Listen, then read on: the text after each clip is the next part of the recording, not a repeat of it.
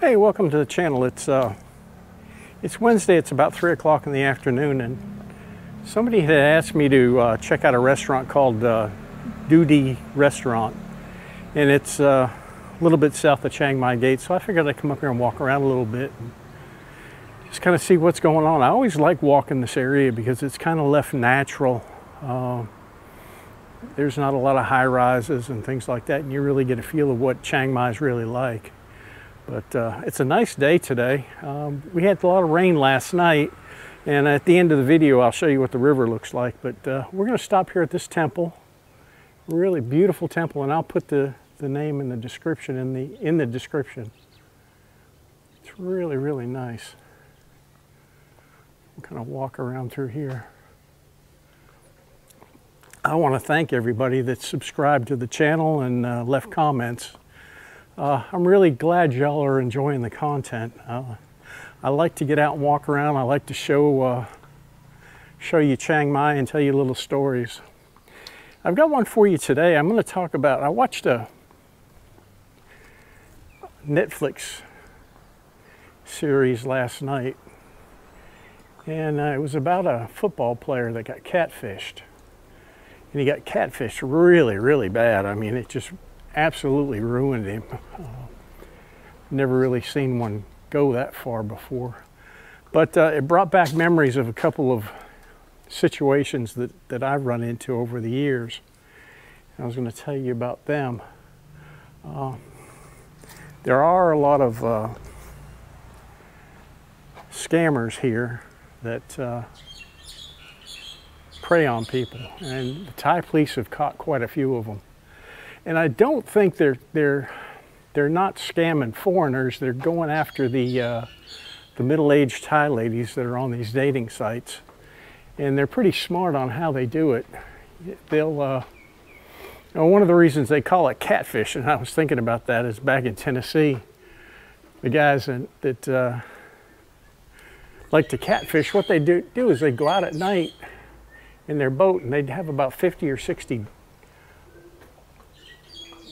milk jugs with them, and they tie strings to them and tie a line and a hook and grab a case of beer and go out to the river and throw out their jugs after they bait them, and then they'd sit there and drink the beer and go to sleep and wake up the next morning and go collect all their catfish. And that's pretty much what these guys do. They'll throw out a bunch of feelers, and the thing about it is, they know that the ones that respond to these things are the most likely to fall for their scams. And they'll work these people for months and months and months just trying to separate them from their money. And one situation that, actually I ran into two. And the first one was somebody that Lek knew. And we've known her for a long time. She was at our wedding, and she kind of Lek and her grew up together. And she's, at the time, I think she was probably about 46. Let's walk around this way. 46 or 47, and had never been with a man. I don't even think she'd ever kissed a man before, but she called Lek and said, "Oh, I've got a boyfriend now. He's a doctor in the UK." And she goes on to tell Lek that she's been talking to him for about 4 or 5 months, you know, and he's planning on coming over here. And, you know, I'm thinking, there's something ain't right. You know, this lady's 46 years old, and she's never been with a man in her life, or even had a date. And there's a reason why, you know. I don't want to get into it, but let's just put it this way. Well, there's really no nice way of putting it, but, you know, she'd kind of let herself go and had never really taken care of herself, and that's kind of what happened. But, you know, that's neither here nor there. Still a human being and deserves to be treated right. Let's walk back here and see what's here. It's really interesting. Well, soy back here. Huh, I don't think I've walked that. But the restaurant's to the north here. We'll walk out of here and head up towards where the restaurant is. Really beautiful temple. But anyway, she'd been talking to this guy for about 6 months, and Lek came in and told me about it. I said, Lek, I said, you tell her not to part with any money.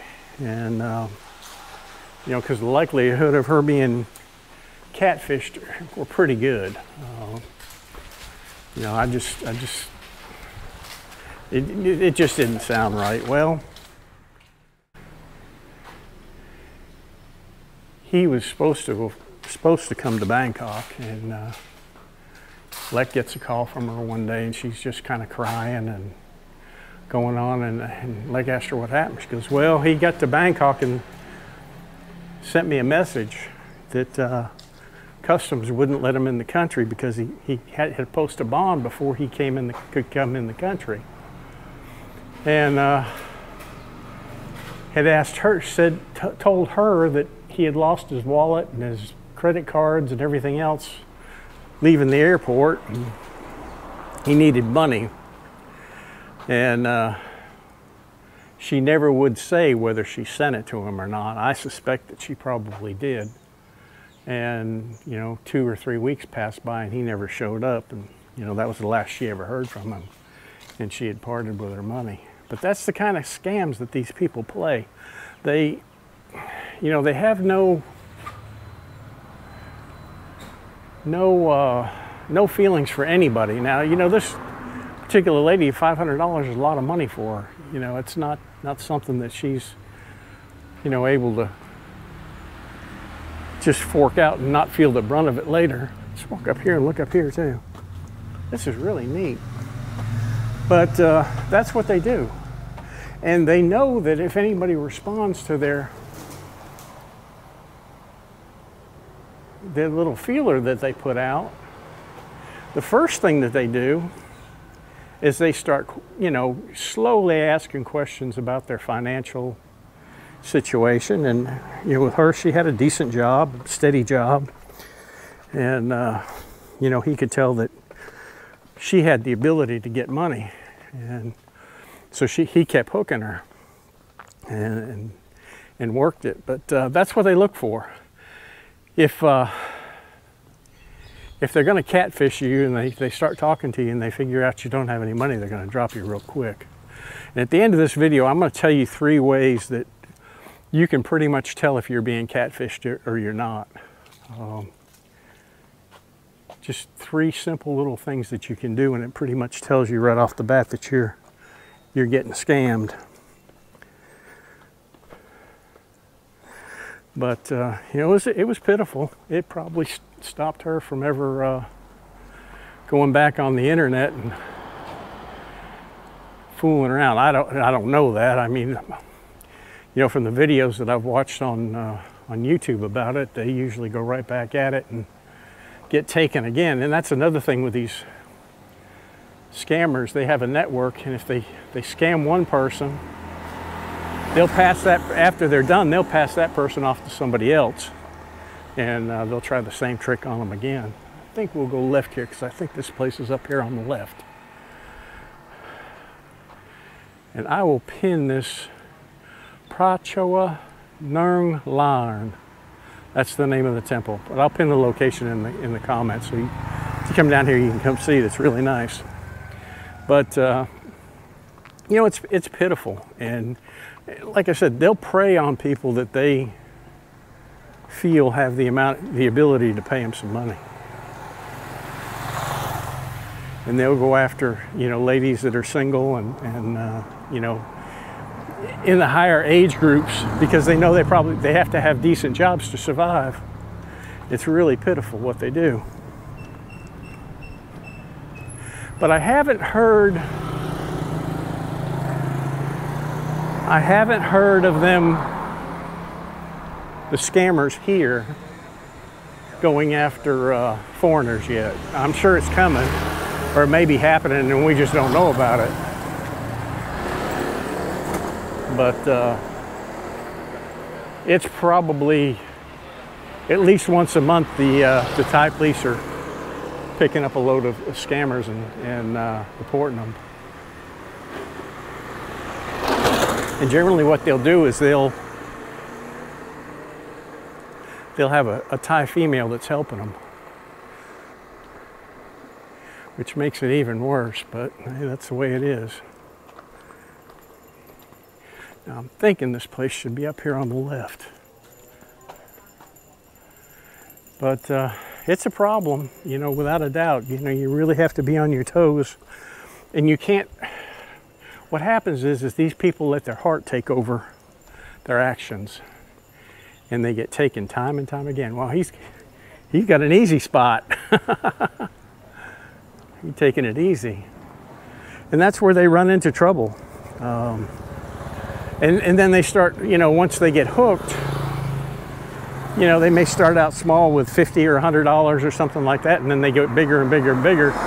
Well, the person wants to believe this is real so bad that they'll keep sending the money. They don't care. Well, they do care, but they don't want to take the chance on the relationship not being real. And I'll tell you another story that I know of that happened to a very good friend of mine. And this was back in the United States, back in probably, I'm going to say probably 96 or 97. And I had a friend, he's a really good guy. And he worked for the same county that I worked for. And he did a lot of high-tech stuff for the county.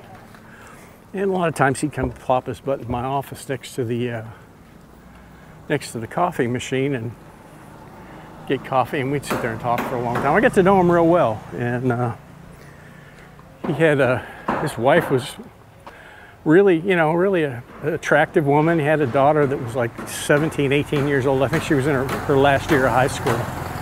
And he, you know, he was a decent guy. He wasn't a drunk or anything like that. He smoked, but, you know, that was it. There's the business. It don't look like it's coming back. Now, I did see where there is another Doo Dii restaurant up by the moat, but I went by there earlier today, and it didn't look like it was open either. But, hello. Anyway, back to my friend.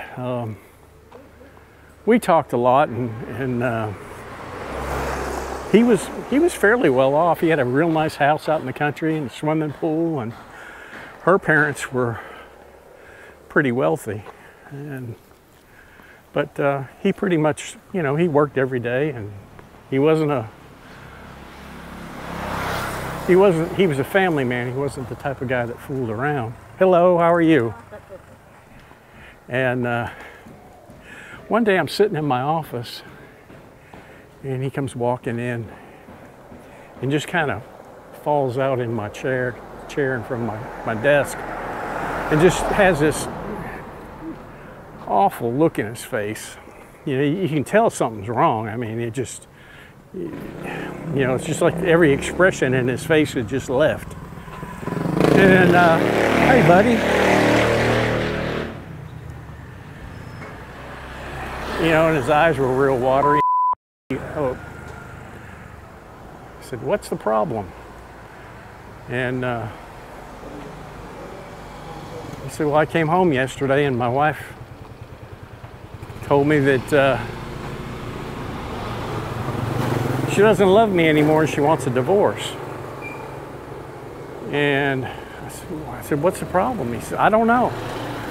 She won't tell me. And their daughter was just about ready to graduate from high school at the time. And I suspect that the wife was waiting for this to happen and to end the marriage, and it really, really tore him up. I mean, this guy, he lived for his family. I mean, he wasn't one of those types of guys that would go out drinking or out running around. He wasn't chasing the women or anything like that. But it really affected him. I could tell. And over a month's time, you know, he was divorced, and basically, her parents were real well off. They bankrolled her, and she got a high-dollar attorney, and basically, he walked away with nothing. I mean, he literally just walked away with his clothes. She got the house, she got the cars, he got to keep his car, but as far as anything else, he basically walked out with a shirt on his back, and that was about it. And he wasn't upset about it. He kind of attributed it to, you know, helping his daughter get through college and all that. And he, like I said, he was just a really, really great guy. And, you know, he moseyed around for a while, and, you know, I'd see him, you know, maybe once or twice a week. He'd pop in, and he seemed to be doing okay. And, you know, we talk about all kinds of different things. But one day he comes in, and he's got this grin on his face from ear to ear, and it's something I hadn't seen for months on him. And I said, "What's up, man?" You know, and he said, "Come on, let's go get a coffee and go burn one," you know, because we both smoked at the time. And so we went and got a cup of coffee and walked back out the front doors of where I worked, and we'd stand out there and smoke and shoot the bull. So we're standing out there. He says, "I've got a girlfriend." I said, "Well, hey, that's great, you know. You know, I'm happy for you." And he says, "Oh man, she's just fantastic. She's 29 years old and real pretty and just friendly and just kind of, you know, real talkative and just a real pleasant person to talk to." And I said, "Okay." Hello. And so I said, "That's great." I said, "I want to meet her." He said, "Well, she's not here yet." And I said, "What?" He said, "She's not here." I said, "Well, where is she?" And he said, "She's in South Africa." I said, "Oh," you know, right then, you know, just whistles and bells and everything's going off in my head. And I said, you've never met her?" He says, "No, we talk online." Apparently she had sent him a message through his American Online account. And how that happened, I have no clue. But to make it a long story short, you know, he showed me a picture of her, and sure enough, you know, she's about 29 years old, long blonde hair, and, you know, built real good, and, you know, big smile. And I said, "How many more pictures do you have?" He says, "Well, I've got about 3 or 4 more," and he didn't have them with him, so he didn't show them to me. And I told him, I said, "You be careful." He said, "Oh, I know, you know," apparently he was face chatting with her through, I think back then it was probably Microsoft that they were using. But he was talking to her face to face, you know, which is something that's really not common. Usually one of the first telltale signs is they won't FaceTime with you. Their camera's broken, or their, you know, their internet's real bad. And,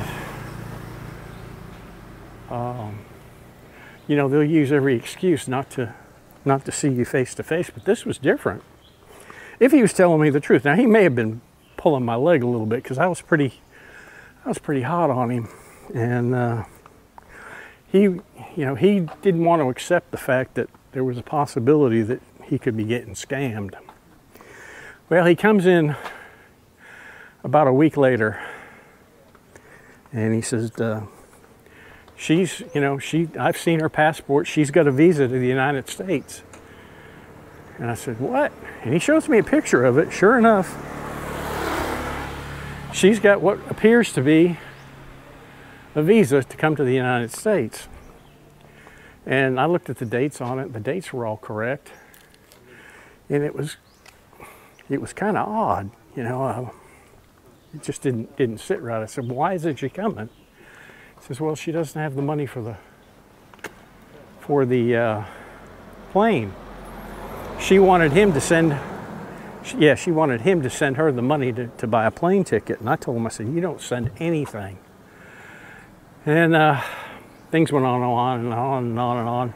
And I tried to, you know, at the time we didn't have the resources that we have now. I couldn't run her picture through, you know, Google or anything like that. We were pretty much stuck with what we had. And he said he had talked to her father, and you know, the whole 9 yards. And when he left my office, I was relatively certain that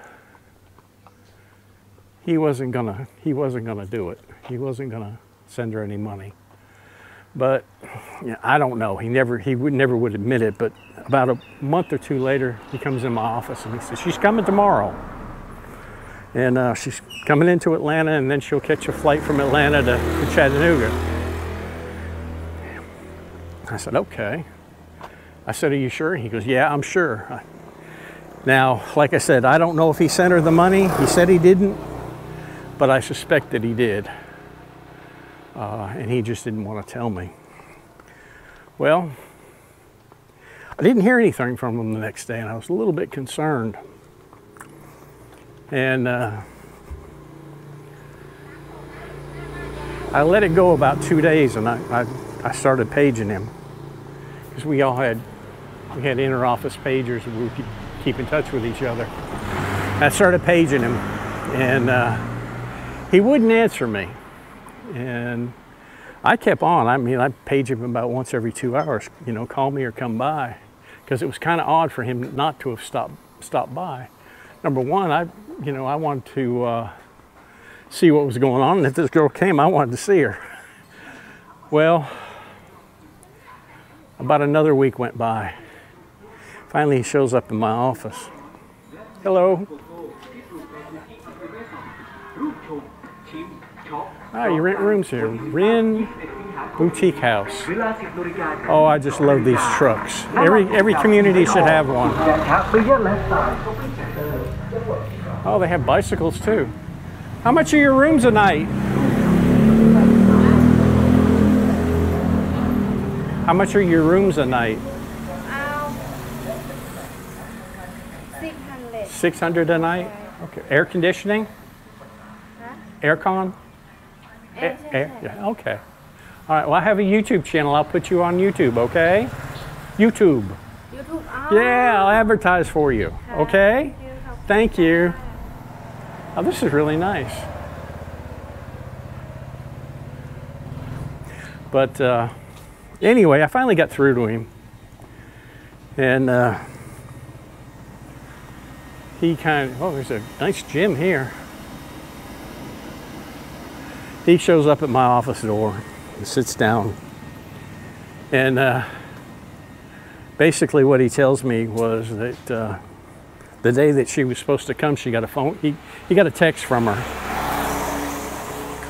And she was wanting $1,000. She said she was being held up by customs and had to post a bond before they would let her in the country, which, you know, I know is total bull. They don't do that. And he sent it, thinking that she'd be on the plane the next day. And he went down to the airport the next day and she didn't come. And he kept texting her and no response. And he basically, he got had, you know, and I felt bad for him, but he let his heart control his actions when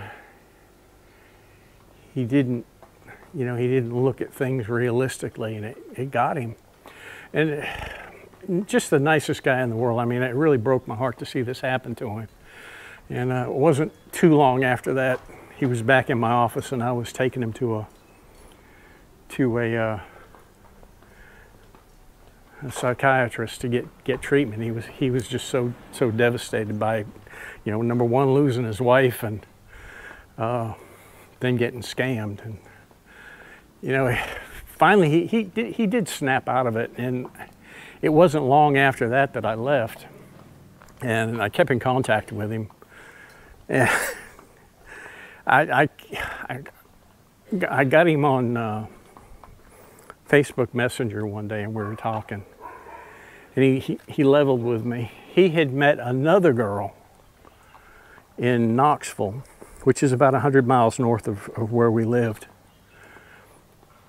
and had developed a relationship with her.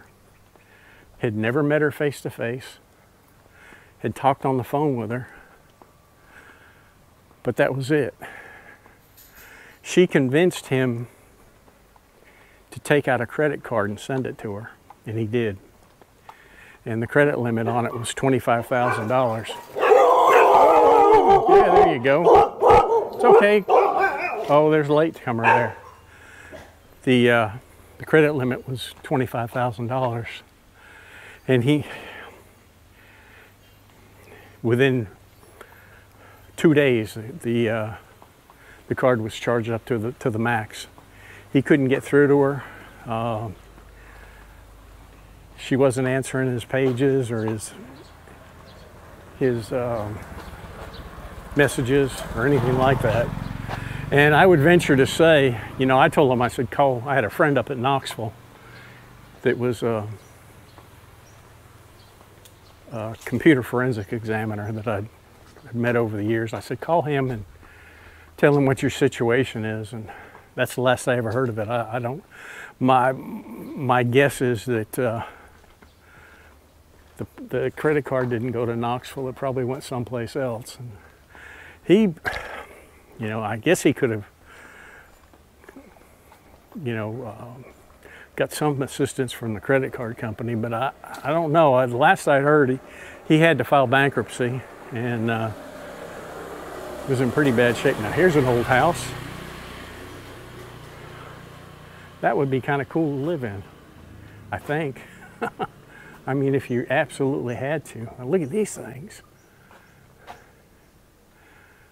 Wow, look at the size. I'm gonna put my hand next to this so you get an idea of how big they are. I don't know what fruit that is. I think they call this a cannonball tree. Yeah, that's exactly what it is. Beautiful flowers up there. I don't know if you can see it, it's way up on the top. And there's one over in here, but I can't really get it. Oh, there's one right there. Beautiful flowers. Now one of those things hits you on the head and they will flatten. Okay, we had a battery just overheat, so I've switched out batteries, but we're almost back to the car. This is really a beautiful tree. There's one not far from my house that has encompassed a palm tree. It's really neat. I'll have to go by there and show it to you one day. And there's actually a palm tree growing up the middle of one of these. And it's really unique. The reason I know that is because I went by it one day and one of them fell off right in the road right in front of me. If it had hit me in the head, it would have knocked me out. Now here's an old dilapidated house. It looks like, or it looks like something that they're building. Huh, pretty cool. But those are my two stories. Now I have catfished somebody myself. And I catfished this guy out of North Carolina and sent him to prison for 20 years. And that's for another story. It makes a very good, very interesting story that I will tell one day. And but yeah, I portrayed to be somebody else, and boy, I snaked him good. And he was real easy for the same reasons that these people are easy. I provided what he wanted. I didn't provide what he wanted, but he thought I was going to provide what he wanted. And I was smart enough to keep him on the string long enough to hook him real good. And that's what these people do. They get somebody and they'll just milk them as long as they can. And when they can't milk them anymore, they'll move on to the next one. And I despise them. And every time that I see the Thai police arrest a bunch of them, I jump up and down, say yay. But anyway, the three ways you can determine whether you're being catfished or not. The first thing is they won't FaceTime with you. Now in my friend's situation, it was a little bit different. I don't think these tactics would have worked with him. But they wouldn't FaceTime with him. The second thing is, if somebody sends you a picture, you can go into the Google browser and go over to the image section. You can load that image into Google Image, and it will show you like pictures or the exact picture. Sometimes you'll get back 100, 150 hits. But if you keep searching through those pictures, you're very, very likely to find the the picture that the person is sending to you, and they'll generally, you click on it and it'll generally send you a link to where they're getting it from, which is usually somebody else's, somebody else's social media account, so you know that you're dealing with somebody else, not the person that says that who they say they are. The other thing that you can do, and this is really the best one that I've found, is there's a website called grabify.com, and you go into Grabify, you find a picture on the internet, and you copy the link address, and you post it into Grabify. Grabify will then give you a link. It's an HTML link that you copy, and you send it to the person that you want to find out where they are. Now, you can tell them it's a picture, you can tell them it's a check voucher, you can tell them it's anything. But once they click on that link that you've sent them, you have their IP address, you have where they live, where they're accessing the internet from, and you'll see if they're in Nigeria or not. And 9 times out of 10, that's where you're going to find your people are talking to. But it's a real simple tool that's on the internet that you can use. And the other thing is just, hello, just use good common sense. Don't get scaped or scoped or scaped or catfished or anything like that. This is a really neat motorcycle shop.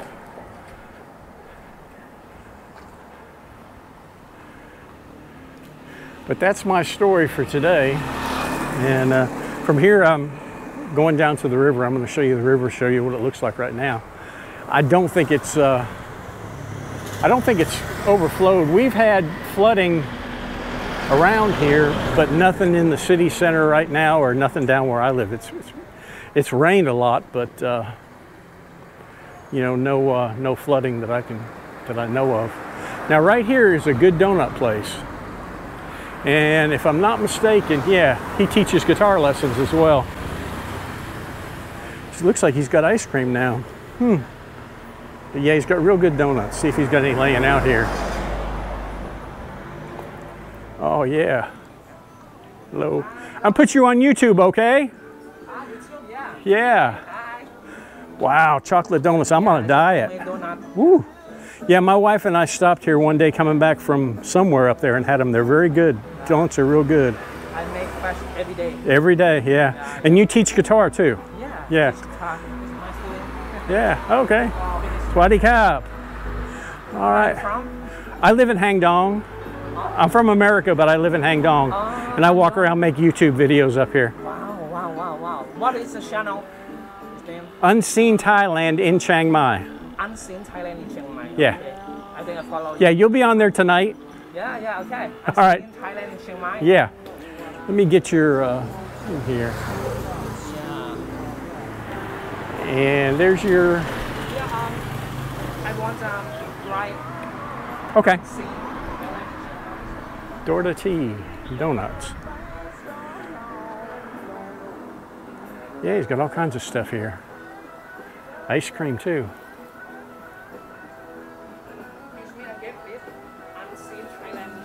Yeah. Yeah. Hang on, let me turn this thing off. Well, that's nice. This is a really cool place too. They've got a lot of art stuff. A lot of neat stuff in there.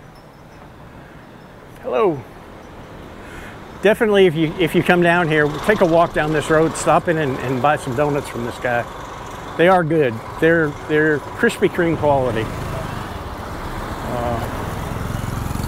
They're not like the greasy donuts that you get, you know, in some of the places. Well, listen, I'm gonna head back home and work on getting this video up so y'all can view it. I appreciate everybody that's subscribed to the channel. I appreciate everybody that's left comments, and I'll see you on the next one. Bye-bye.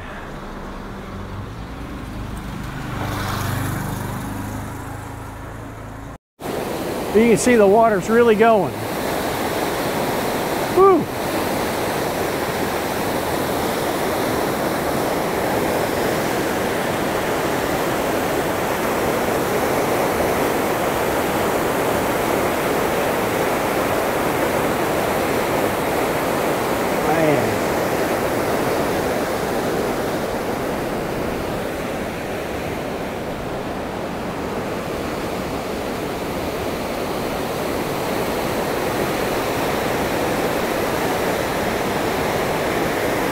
I would hate to fall in that water, that's for sure.